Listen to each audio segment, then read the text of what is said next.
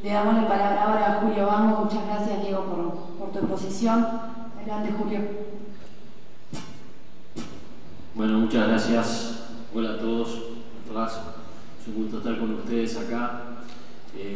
Venía pensando qué podía decir yo acá que ustedes no supieran, porque presumía que el auditorio iba a ser un auditorio que estuviera compenetrado, digamos, con la causa de intentar pelear con todas las fuerzas por lo que es verdaderamente, después lo vamos a catalogar, pero lo vamos a desarrollar, mejor dicho, pero es verdaderamente una política de derecha que está haciendo mella culturalmente en la sociedad uruguaya.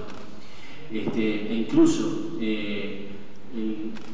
cuando dicen no, la coordinadora de no a la baja de la imputabilidad, tiene que utilizar ese eufemismo cuando todos seguramente aquí sabemos que la primera cuestión es que no estamos hablando justamente de la rebaja de la imputabilidad, de lo que estamos hablando es de la rebaja de la edad penal de las personas de 18 a 16 años. Eso tiene que ver con un problema de comunicación, obviamente, y de tratar de eludir el cerco mediático, digamos, que se ha impuesto de una manera muy fuerte, digamos, justamente en contra de estas posiciones que están en contra de la rebaja de la edad penal. Lo primero que quería hacer una cronología, porque en este mundo que es tan denso en términos de experiencia vital para todos nosotros, yo estaba tratando de repasar y recordar que en mayo del año pasado, en mayo del 2010, yo le pedí al ministro del Interior que se diera una vuelta por la bancada de diputados del Frente Amplio para conversar sobre un tema que a mí me estaba preocupando en ese momento, y era que el ministro del Interior había recibido por otros temas a dos diputados del Partido Nacional, era el diputado de la calle Pou y el diputado Delgado, que son del mismo sector de ese partido, y en ese marco de una conversación que tenía otras cuestiones, el ministro recibió una propuesta sobre el tema de mantener los antecedentes de los menores de edad. A lo cual el ministro le abrió en ese momento abrió una chance, digamos, hizo una recepción del planteo y abrió una chance al respecto. Ahí empieza la historia, ahí no se estaba hablando de rebaja de la mal llamada rebaja de la imputabilidad, mayo del 2010.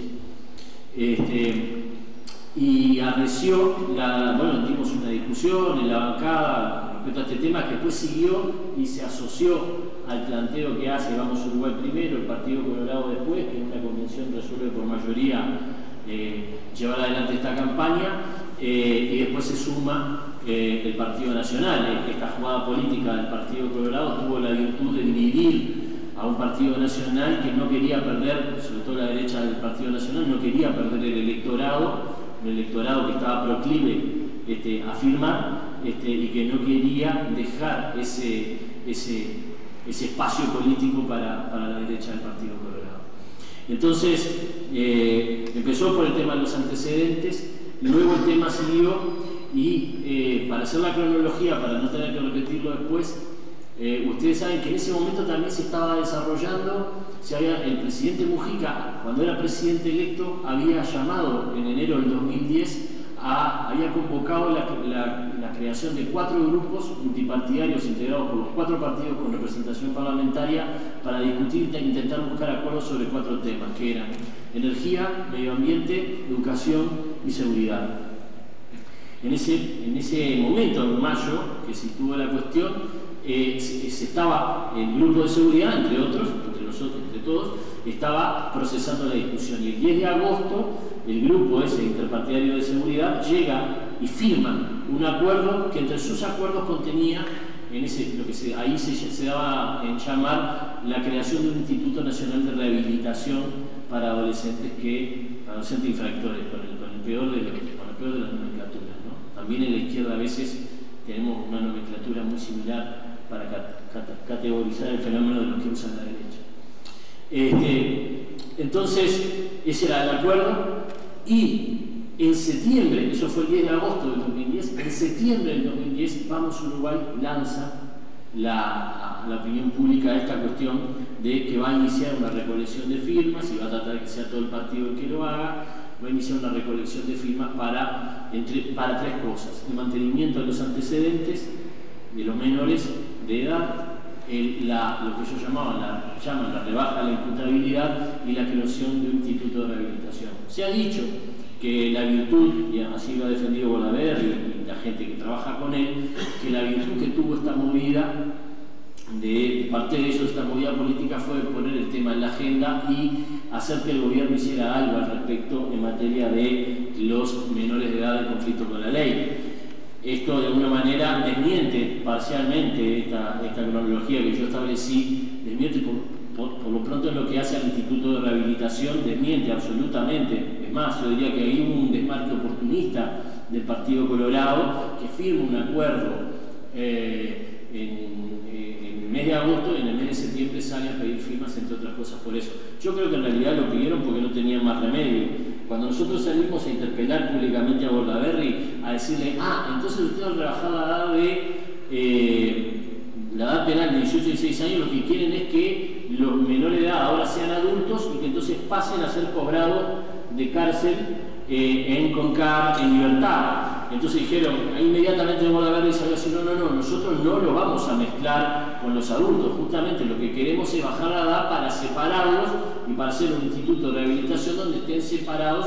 Bueno, eso ya es lo que nos pusimos de acuerdo, y no solo para los 16 a los 18, es para los de 13 a 18 que vamos a generar un instituto de responsabilidad que proponíamos que se llamara en ese momento no de rehabilitación, sino de responsabilidad penal adolescente.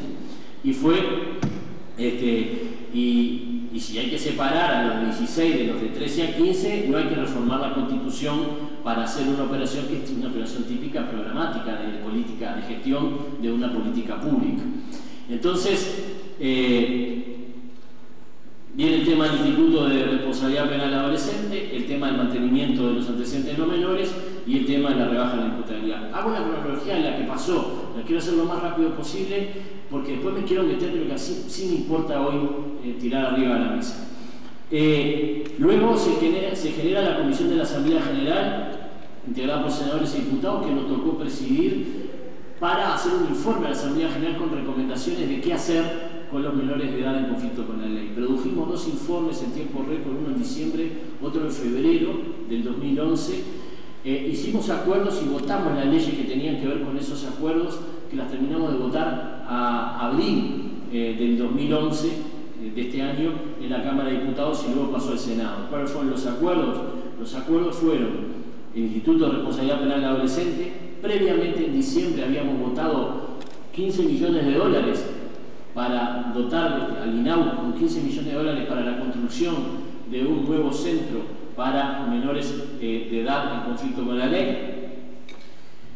Votamos entonces esta forma, que votamos la penalización de la tentativa de hurto con medidas alternativas a la privación de libertad, con la posición del senador Moreira, que hasta último momento nos intentó convencer en el Frente Amplio de que también la tentativa, cuando era reiterada, pudiera ser penada con privación de libertad. Eso iba a dar una explosión carcelaria brutal, digamos, era inimaginable, digamos. Lástima que no esté acá, pero bueno, no pudo venir. Discutimos fuertemente y terminamos penando la tentativa de hurto con medidas no privativas de libertad. El mantenimiento de los antecedentes, que en el caso del Frente Amplio fue una negociación entre quienes no queríamos el mantenimiento de ningún antecedente y quienes sí, y ahí tenemos posiciones distintas, y logramos, como por suerte solíamos hacer en el Frente Amplio, logramos buscar un mínimo común denominador que nos incluyera a todos, y ese mínimo común denominador fue el mantenimiento de los antecedentes para los casos de rapiña, violación, secuestro, copamiento y homicidio. Eso no obsta para que yo diga, y lo dije y lo seguiré diciendo, en la cuestión del mantenimiento de los antecedentes no tiene nada que ver con la resolución de los problemas de los menores de edad, porque los antecedentes se les mantienen a los adultos, O sea, los antecedentes se usan para cuando un adulto comete un delito, se le va a chequear la historia previa. Le damos la bienvenida a Pablo Mieres, muchas gracias por venir. Se le considera a los adultos la historia para ver si cuando fueron menores de 18 años habían cometido algún delito. O sea que es un tema que hace a el aumento, que lo que busca es el efecto del eventual aumento de las penas a los adultos y no resuelve el problema de los adolescentes. Eso es así y va a seguir siendo así. Es más, el Partido Colorado lo que promovía era el mantenimiento de los antecedentes de por vida, cuando incluso para los adultos hoy el Código Penal prevé que si una persona cometió un delito, fue preso, sale y está 5 años sin volver a cometer un delito de cualquier naturaleza, se le borran los antecedentes. Bueno, el Partido Colorado proponía y propone en la papeleta que nos propone firmar, propone el mantenimiento de por vida de los antecedentes. O sea que son más realistas que el rey. Y luego llegamos al tema de la rebaja de la imputabilidad, donde yo no voy a argumentar lo que a ustedes me parece, salvo que alguien quiera que desarrolle algún concepto sobre por qué. Simplemente voy a señalar algunas cosas. Bordaberry o es un irresponsable o está mintiéndole a la gente. No caben dos alternativas. Bordaberry me está diciendo, y lo ha dicho a quien lo ha querido escuchar, que por ejemplo esa es la tendencia del tema de lo que ellos llaman la rebaja de la imputabilidad, es la tendencia en el mundo y la tendencia en la región, e incluso pone de ejemplo a Argentina, donde, según Bordaberry, se quiere rebajar la edad de imputabilidad a los 14 años. No sé cuántos de ustedes saben qué es lo que pasa efectivamente en Argentina. En Argentina lo que pasa en realidad es que no hay un sistema penal para adolescentes. Están más atrasados en términos del cumplimiento de la Convención Internacional de Derechos del Niño que nosotros y no tienen un sistema penal para adolescentes. En Argentina, acá me corregirá Luis Pernera, que sabe mucho más que yo de Derecho, o Luis Eduardo, que es colega pero está metido en esta facultad. En Argentina no hay sistema penal adolescente. Cuando un gurí de 16 años comete un delito, no lo meten preso, sino que lo mandan a un hogar tutelado, lo dejan, lo guardan ahí hasta que cumple 18, y cuando cumple 18 lo juzgan por el delito que cometió a los 16 y lo penan en función del Código Penal porque ya es adulto. ¿Miento? Es así. Y lo que se está proponiendo, no me acuerdo si en el Senado o en la Cámara de Diputados de Argentina, es crear un sistema penal adolescente como el que tenemos en Uruguay entre los 16 y los 18 años. Y lo que proponía la presidenta reelecta Cristina Kirchner era que ese sistema penal adolescente no fuera entre los 16 y los 18 años, sino que fuera entre los 14 y 18 años. Y a eso es lo que Bordaberry, porque es un ignorante o un irresponsable o un mentiroso, le está llamando rebaja la imputabilidad. Entonces yo no sé qué prefiero, si es que sea un irresponsable, capaz que me quedaría porque fuera un ignorante, pero no sé con qué me quedo, si con que sea un irresponsable o un mentiroso, porque las dos cuestiones son bastante jorobadas, ¿no? Entonces, eso para aclarar algunas cosas que quizás son detalles más finos que capaz que alguna gente en el auditorio no lo manejaba, ¿no? No voy a explicar. Se ha dicho que los adolescentes de hoy no son los mismos de hace 50 años, por supuesto, las sociedades de hoy no son las mismas que hace 50 años, los adultos de hoy no son los mismos que hace 50 años. El hecho de que eso, de que no son lo mismo que hace 50 años, no es para ellos es un indicador que ya son más maduros, habría que discutir esa hipótesis, yo creo que es todo lo contrario. O sea, primero que no hay un joven promedio, ¿no? Obviamente, que eso ya va de suyo, sino que por lo menos para quienes somos marxistas y pensamos que es la existencia la que determina la conciencia, no está bastante claro que no hay un joven promedio y un adolescente promedio, pero en todo caso sí, lo que podemos decir que cuando tendemos a hacer esos promedios globales, generalizadores, en todo caso lo que podemos decir es que es dudosa o bastante temeraria la apreciación de que los adolescentes de hoy son más vivos y más rápidos y maduran más tempranamente que lo que maduraba un adolescente hace 40 años. Es una afirmación temeraria y que no puede ser contrastable empíricamente, me parece. Entonces esos argumentos no dan. Pero entonces yo lo que quiero ir en realidad es cuál es el partido que efectivamente se está jugando con el tema de la rebaja, de la mal llamada rebaja de la contabilidad.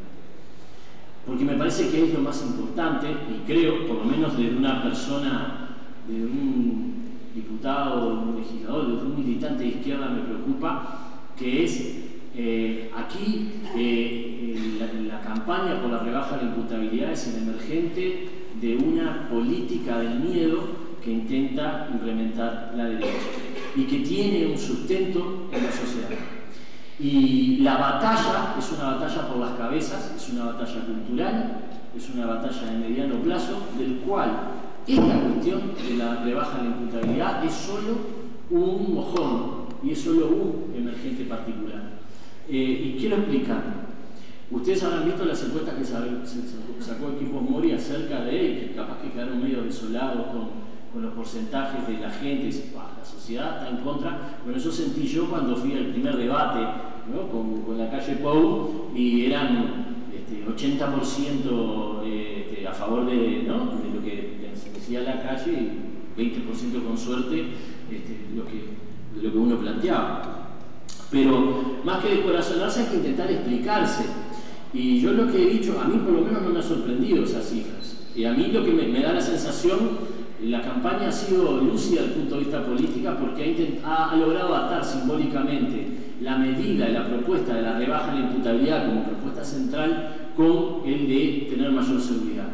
Y más allá de que podríamos discutir cuán seguro o cuán insegura es la sociedad, lo cierto es que la seguridad es la principal preocupación de la sociedad uruguaya. Y no lo es desde ahora, de los últimos meses, sino que lo es desde hace por lo menos, desde la campaña electoral, viene rankeando en términos de los estudios de opinión pública, viene rankeando primero la preocupación de la seguridad. Quizás porque en la sociedad hemos logrado desplazar algunos temas, como el tema del desempleo, por lo menos en los adultos, como el tema del crecimiento económico, como el tema del abatimiento de la pobreza, como el abatimiento de la mortalidad infantil, etcétera, etcétera, y se ha recolocado el problema de la seguridad como más potente en el ranking porque es un tema que se vive con más intensidad. Pero yo creo que hay otras razones que son razones más profundas, más de fondo, que son las que constituyen ese piso, ese telón de fondo a partir del cual logra impactar positivamente para sus fines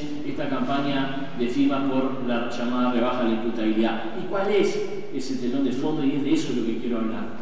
Hay un filósofo polaco que se llama Zygmunt Bauman, que escribió unos cuantos libros, hay uno que escribió que creo que es el último, se llama El retorno a la política, donde el tipo lo que plantea es que estamos viviendo, en términos de la sociedad global, un fenómeno, un momento civilizatorio, donde la incertidumbre y la inseguridad hace parte estructural de nuestra existencia.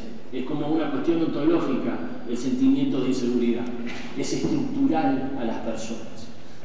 Lo que dice Zygmunt Bauman es que ese sentimiento de inseguridad profundo, estructural, tiene que ver con el fracaso de dos instituciones que le permitían a las personas, que nos permitían a nosotros, los bichos humanos, que somos conscientes de nuestra finitud, somos conscientes de que nos vamos a morir, de que físicamente vamos a desaparecer. Teníamos dos instituciones que nos permitían hacer una operación de sentido, de construcción de sentido, que nos permitía vencer nuestra propia muerte física viviendo o perviviendo en esas dos instituciones.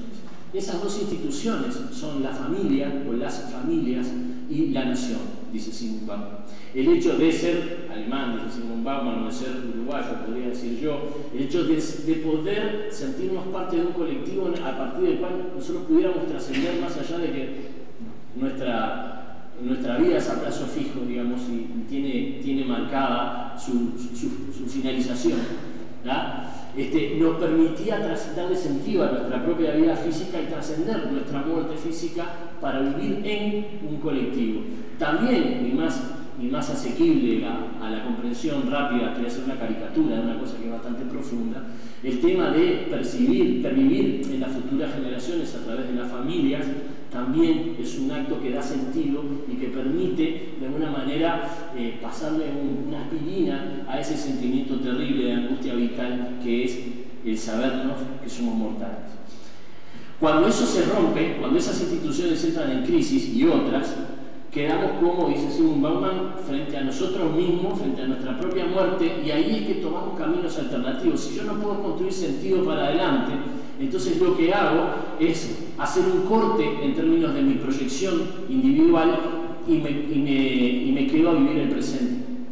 Y ahí Zygmunt Bauman arranca, creo que es bien interesante en el libro, a fundamentar todo el cuidado de sí mismo, diría Foucault, el cultivo del cuerpo, el tema de las dietas, las cuestiones que tienen que ver con el consumo en el presente, con la distracción de la parca segura que nos está esperando al final del camino, más temprano que tarde.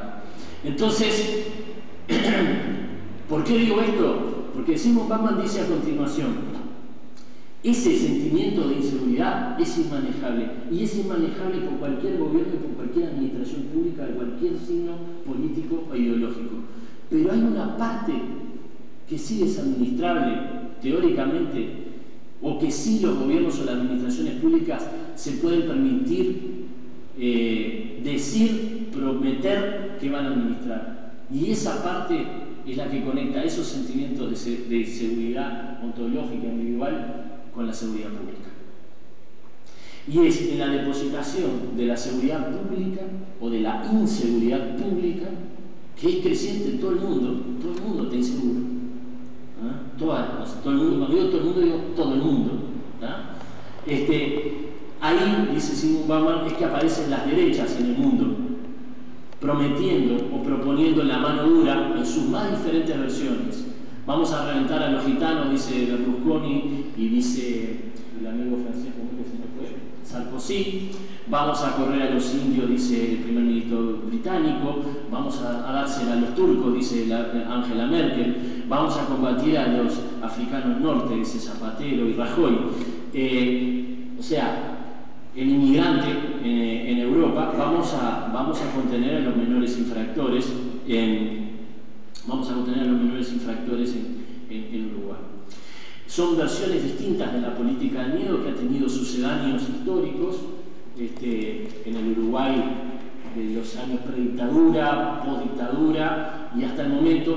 Y es esa política del miedo, me quedan 3 minutos, es esa política del miedo la que hay que enfrentar, por lo menos es la que a mí me interesa enfrentar, y es por la que nosotros no medimos en un momento donde por suerte aparecieron ustedes los que organizan esto, la coordinadora, porque uno se sentía bastante solo, porque había dudas. La primera duda había: hey, la tribuna quiere sangre, entramos a este partido perdiendo 8-0, ¿cómo no tendrá costos políticos el salir a remar contra la corriente? Bueno, esa era una lectura política legítima, cuidado, porque los partidos políticos hacemos política e intentamos ganar las elecciones para poder implementar un programa político, porque entendemos que esa es la mejor manera de que el país vaya para un lado o vaya para el otro, dependiendo cuál es el partido que propone.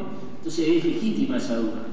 Pero a mí me parece que es mucho más relevante si nosotros ubicamos que lo que se está jugando no es el partido de las firmas y del plebiscito del 2014, sino que lo que se está jugando es por lo que yo peleé para que la izquierda estuviera en el gobierno, que lo que se está jugando es la batalla por la hegemonía cultural. Y la hegemonía cultural, como la planteaba Antonio Gramsci, no la hegemonía de imponer a sangre y fuego y antidemocrática y autoritariamente un proyecto político, la hegemonía de convencer a una sociedad culturalmente de determinados valores y de intentar que una sociedad comparta determinados valores por encima de otros valores. En nuestro caso, los valores de la libertad, de que no hay libertad sin justicia social, de que no hay justicia social sin libertad, de que la solidaridad también tiene que acompañar la libertad y la justicia social, etcétera, etcétera. Y esa es la batalla que estamos dando. La batalla cultural por las cabezas, y esa es la batalla en la que no debemos de cejar.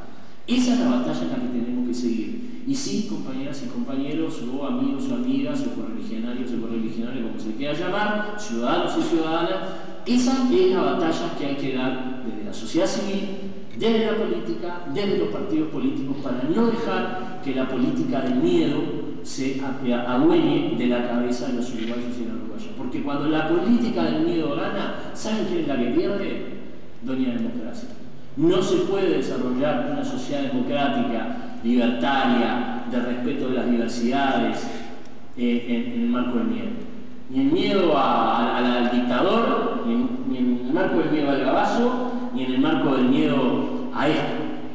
No se desarrolla, no se profundiza la democracia en una sociedad con el miedo. Entonces hay que decirle que no al miedo y hay que pelear contra la política del miedo, que es la política que la derecha, que es la política del orden, que es la política del no te muevas, que es la política del mantenimiento del status quo, que es la política que hace la derecha, ¿no? Y en todo el mundo, y acá, aunque no se llame derecha, porque en Uruguay no hay derecha, hay izquierda y después hay centro, pues no hay nadie de derecha en Uruguay, bueno, es la política que la derecha real, la derecha que encarna Bordaberry y la derecha que encarna Lacalle están intentando. Y bueno, nos han propuesto un envite interesante.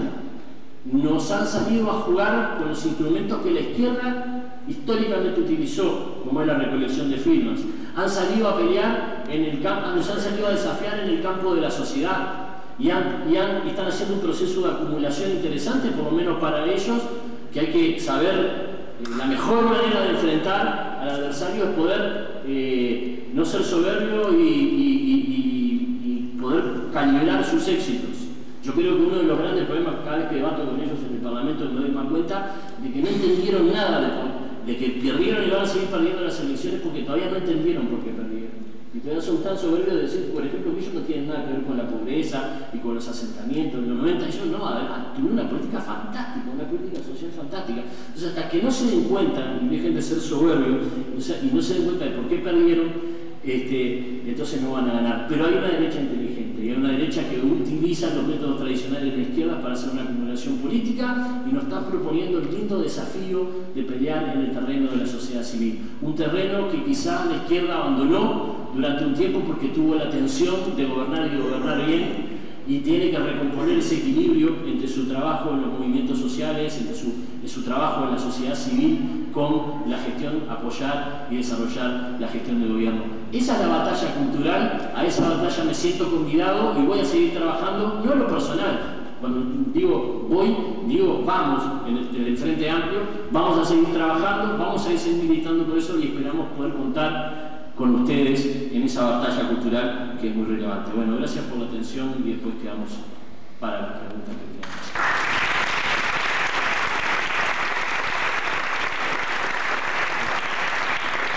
Agradecemos a Julio Banco por su exposición.